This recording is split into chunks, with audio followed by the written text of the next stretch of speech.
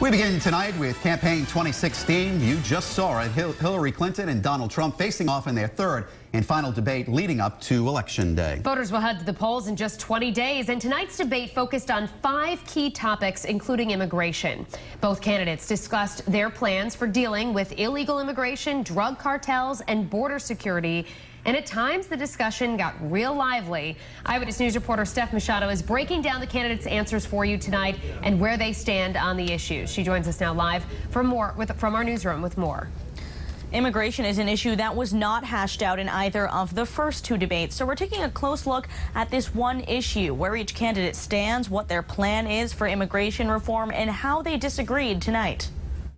But we have some bad hombres here, and we're going to get them out. I don't want to be sending parents away from children. Under Donald Trump's immigration plan, he would immediately deport all undocumented immigrants, build a wall at the Mexican border and somehow get Mexico to pay for it, undo Obama's executive orders protecting parents and children of American citizens, and institute stronger vetting of immigrants from certain countries. Hillary Clinton would include a pathway to citizenship for immigrants in her plan, secure the borders, uphold those Obama executive orders, and prioritize deporting people who are a threat to public safety. I don't want to see the deportation force that Donald has talked about in action in our country. We either have a country or we don't. We're a country of laws. We either have a border or we don't. Trump also said in the debate immigrants are bringing heroin to the United States. First acts will be to get all of the drug lords, all of the bad ones. We have some bad people in this country that have to go out. We will have secure borders, but we will also have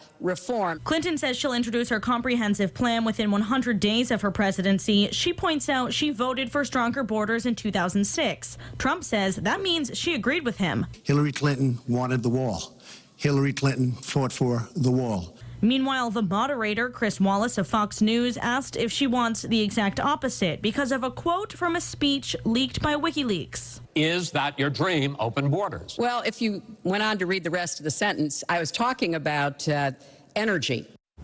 And speaking of those WikiLeaks emails, the moderator pressured Donald Trump, asking him if he would condemn Russia if it turns out they're the ones that hacked the Clinton campaign. Trump said yes, he would condemn anyone who's interfering with the U.S. election. Live in the newsroom, I'm Steph Machado, Eyewitness News. Thank you, Steph. Our in-depth coverage of tonight's debate continues now. WDPRI.com reporter Ted Nesi joins us with more. Now, a lot of the beginning of the debate, I'd say probably 45 minutes, was about policy. Your reaction? Well, Mike, I bet that's what a lot of voters wanted. You always hear after these debates, people say, I wish they'd talk more about what they do as president. I wish we'd hear their differences in the issues. I think we got more of that tonight, and I give some of the credit for that to moderator Chris Wallace, especially in the first part of the debate. You heard their clear differences on abortion, on guns, on the Supreme Court, on the economy, on a range of different issues that are important to a lot of people. Then in the second half, there was still some substance, but I do think it got more into what we saw in the first 2 debates. A lot of back and forth, a lot of interruption, a lot of personal attacks and criticism. Perhaps not a surprise with the presidency on the line. All right, so a hot topic obviously was the Russian government hacking U.S. documents. Donald Trump linked to Putin. Here's the exchange.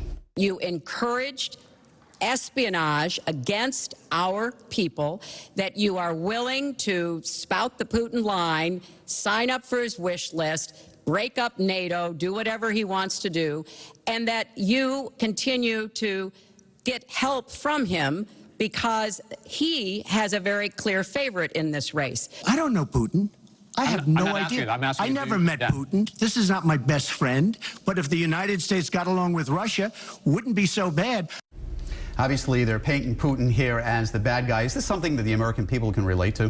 Well, you know, I think certainly foreign policy usually ranks relatively low, for better or worse, on voters' concerns. The economy is usually higher up. But, you know, if we step back, what was extraordinary about that exchange, and has been for a while, is you go back 4 years, Mitt Romney was very, very, very critical of President Obama on Russia, said, you know, Obama had been done too much to get along with Russia, etc. Fast forward 4 years, we have a Republican nominee who is not doing much to distance himself from Vladimir Putin. Now the Democrats on the attack. You could argue the Democrats are flipping as well, but I think that's going to haunt Trump a bit. The fact that he won't put more distance between himself and the despot of Russia. All right, Ted, it took a while, but you knew this was coming.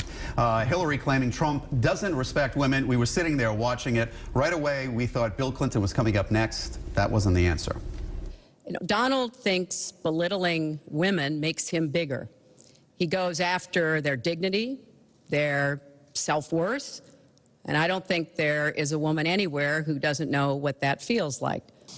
She mentions this, which is all fiction, all fictionalized, probably or possibly started by her and her very sleazy campaign. But I will tell you, what isn't fictionalized are her emails, where she destroyed 33,000 emails criminally, after getting a subpoena from the United States Congress. Surprised he didn't talk about Bill Clinton? You know, surprised, and frankly, I thought that was a good moment for Trump, to the extent that historically attacks on Hillary Clinton over Bill Clinton's infidelities have helped her. We've seen that in polling before. Donald Trump has gotten criticism throughout this process for not being strategic in these debates, thinking through where to go.